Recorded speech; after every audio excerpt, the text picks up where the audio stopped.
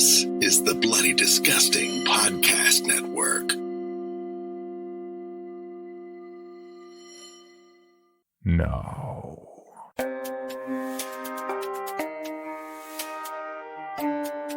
This is Creepy, a podcast dedicated to sharing the most famous, chilling, and disturbing creepypastas and urban legends in the world. Whether these stories truly happened or are simply fabrications is for you to decide. These stories may contain graphic depictions of violence and explicit language. Listener discretion is advised.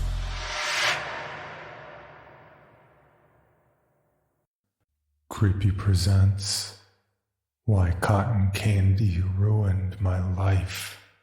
Written by Mandark and narrated by Megan McDuffie. This is an account of something that happened to me around 30 years ago, back when I was just a child. What happened to me that day was so terrifying that just thinking about it sets my heart racing. In fact, my hand is shaking even now as I try and type this out. But I think it is beyond time I let this off my chest. It's up to you if you want to believe this or not. By now, I'm used to people thinking I'm all kinds of crazy. Back in the late 80s, before the Babri Mosque had been demolished, my family was living comfortably in a small town in central India. Internet's reach hadn't yet extended to our little corner of the world. Hell, our family couldn't even afford a television, and the only entertainment we had as kids was other kids. As it goes for small towns like ours, almost everyone knew everyone else, and we always had a large group of kids to play with. This was, of course, before communal violence swept the nation, such that even the playgrounds began to be divided along religious lines. By far, our most favorite activity was playing cricket, as it was and continues to be for most South Asian kids. Every week, we would each get 2 rupees, with the condition being that the losing team had to pool its money and treat the winners. It added stakes to our matches, and even led to fights, but it sure was something to look forward to each Sunday. My father was against this, arguing that it teaches kids to gamble, so I had to sneak off to my much soft-hearted mom to pay for my share. This was how it was on every Sunday at around 4 p.m. I would take my cricket bat, strap it to the back of my bicycle, and ride it to the playground. Our cricket field was just a wide open space next to a seldom-used basketball court, about 2 to 3 kilometers away from my house. My parents weren't particularly irresponsible, so it is still a wonder to me that I was allowed to go that far all alone at such a young age. The little playground was oddly positioned. The only buildings near it were an old post office and some abandoned houses. If it hadn't been for us kids, our town would have just forgotten about that area. The streetlights on the road some distance away were the only artificial source of light there. So, believe me, when I say this, when it got dark, it would get very creepy, and none of us liked to stay there after sunset. It was a Sunday, like any other. After a lot of begging and pleading, I convinced my mother to give me the money and happily ridden my bike to the field. I remember being one of the first ones to arrive that day, setting up the stumps and impatiently waiting for the others. There were about 20 of us, all from different socioeconomic and religious backgrounds, all united by boredom and cricket. I would never have such a diverse group of friends ever again in my life, especially with what happened in Ayodhya a couple of years later. We won the match that day, and I remember playing exceptionally well myself. The sun had started to go down, the sky was a sickly shade of orange, and we were chatting about the match and deciding where to go for the treat, when I felt an intense urge to pee. Asking my friends to wait for me, I decided to go relieve myself on the walls of the old post office. Yes, I had terrible civic sense back then. As I unzipped my pants, I could hear them laughing and leaving, thinking it would be hilarious to leave me alone in the dark. I quickly did my business, zipped up my pants, and turned around, ready to get out of there, when I saw him. He was standing next to a bicycle, with a wall of cotton candy behind him, somehow attached to his cycle. His face was tilted to the left, and he had this strangest squint, with both of his eyes pushing painfully rightward, such that his pupils were just tiny black specks in the white expanse of his eyes. He had a very dry mouth that pushed inward, parched and toothless like an old man's, which was bizarre since he clearly looked very young. I stood frozen to the spot as I saw him, unable to believe what I was looking at. The next second, my heart jumped as he rang the bell on his bicycle. Tring, tring, tring. The hair on the back of my neck stood up. Imagine you're all alone in the middle of an empty field, and a strange, squinty-eyed man with his head tilted to the side is standing right in front of you, ringing the bell on his bicycle while not even looking at you. Tring, tring, tring, tring, tring, tring. In short bursts of 3. Tring, tring, tring. My brain tried to rationalize it. Maybe he was just a candy seller, albeit bang in the middle of an empty, dark playground with no one here but the two of us. My parents had always warned me about strangers who tried to kidnap kids by giving them poisoned candy. But this was much more terrifying than that. After a short while, I gathered up what little courage I had. What do you want? I asked, my voice much more lower-pitched than what it usually was. At that, he stopped ringing the bell, and for a few moments the both of us stood motionless, in complete silence as the last tring echoed uncomfortably around us. Then suddenly, his face jerked into a straight position, and his pupils moved to the center of his eyes, such that he was staring directly into my own. Tring, tring, tring, he whispered, his soft voice still sounding loud and clear in my ears. Tring, tring, tring, tring, tring, tring. His mouth turned into the most frightening, toothless smile I had seen as he kept on whispering. Tring, tring, tring, tring, tring, tring. All rational thought fled my body as I just ran from there, forgetting everything. I forgot that I left my bike back there, forgot where I was running to, just ran, with survival the only thing on my brain. I didn't know how I knew it, but I just knew that if I delayed running by even a second, I was going to die. Pain exploded in my legs as my feet pounded the ground, desperate as I was to flee from this. I was screaming and crying as I ran, not looking behind me, yet somehow knowing he was right on my heels. My fears were confirmed when I felt his breath on my neck and heard him whisper right into my ears. Tring, tring, tring, tring, tring, tring. I stumbled and fell. Fear and hopelessness took over my body. I felt like a cornered rat who knew he was about to be swallowed up by a snake. Reluctantly, I looked around and saw that he wasn't anywhere close to me.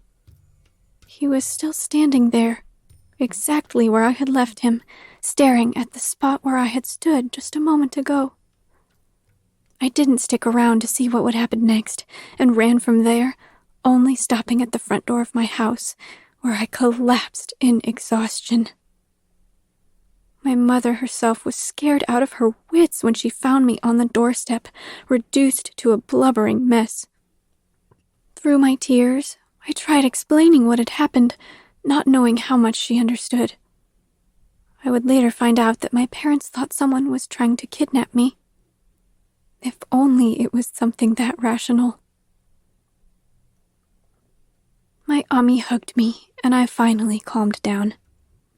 Even my older sister, Fatima, was sympathetic towards me for once. That evening, my father went out and got my bicycle back. He was furious at me that I was still going out and playing cricket using money, that I was going all the way there alone, even though he had never objected to that ever before.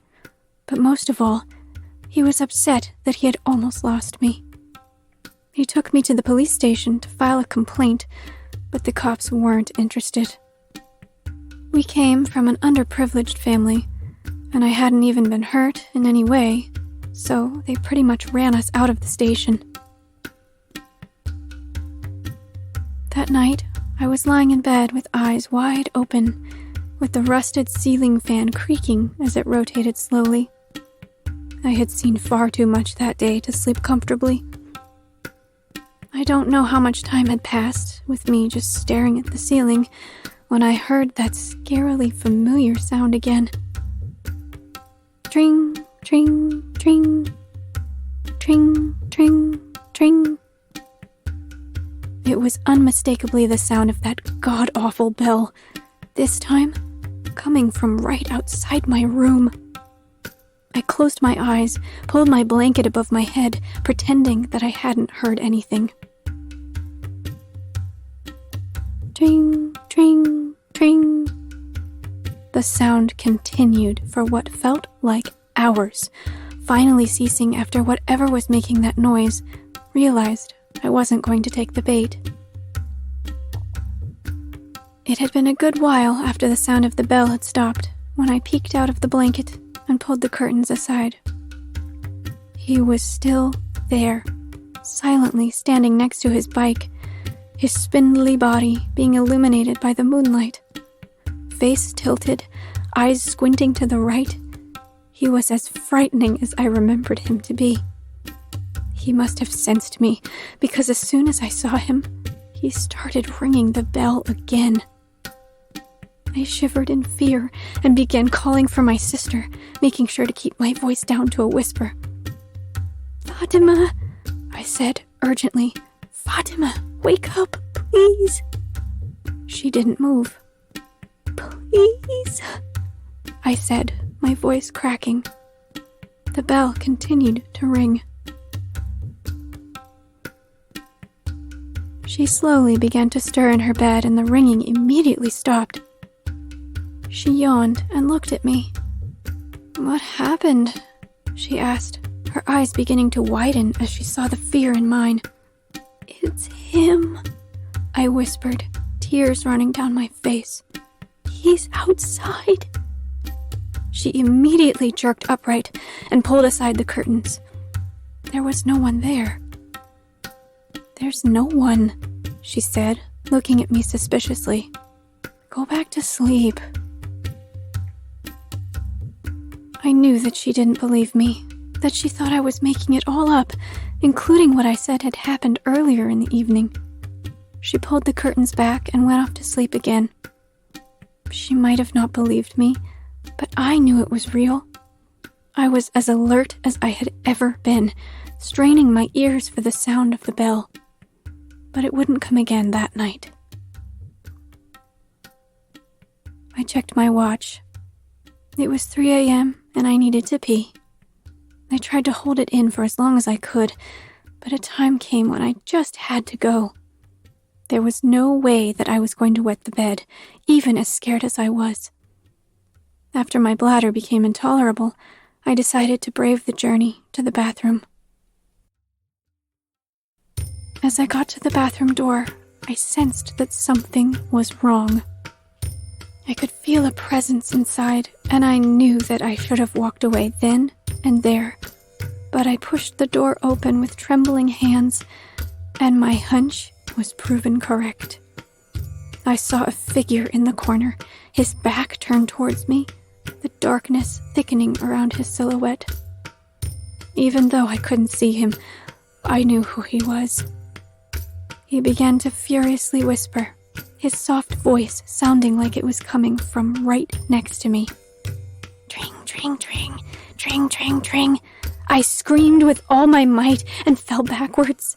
He turned, his eyes shining as they focused on me, and gave me that fucked up smile of his. I began to crawl backwards, screaming my lungs out. I soon felt arms around me and jumped, thinking that he had got me. But no, it was Fatima. She was looking at him, her eyes wide in fear. She finally realized that I had been speaking the truth all along. "Go get Abu!" she screamed, and I got up and ran, screaming for my father with tears blurring my vision. The last thing I saw was Fatima trying to close the bathroom door before I was out of the room, and ran into the solid frame of my father. He pushed me aside and strode into our room, but I didn't stop running. Not until I found my mother and quickly wrapped myself around her legs, crying hysterically. She began to comfort me, running her hand through my hair. Just when I thought the madness was coming to an end, my father let out a yell, full of such anguish that I had never heard in his voice before, or ever again. Ami quickly walked to our room, with me following closely behind, albeit a little reluctantly. She gasped as she entered the room, and I understood why. What I saw there chilled me to the bone and has haunted me to this day. Fatima's lifeless body was lying on her bed, with large tufts of cotton candy sticking out of her mouth.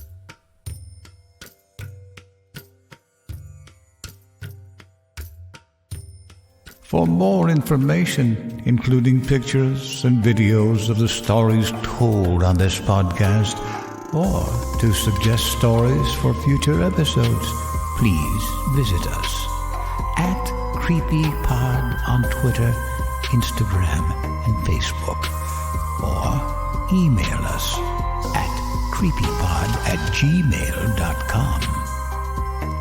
All stories told on this podcast can be found at creepypastawikia.com and are protected by a Creative Commons license. Some rights reserved unless otherwise stated.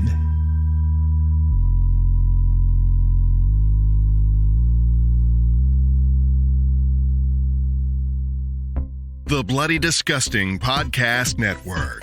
Home of Horror Queers, genre commentary from the LGBTQ perspective. SCP Archives, The Boo Crew. Listen free wherever you stream audio and at bloodydisgusting.com/podcasts.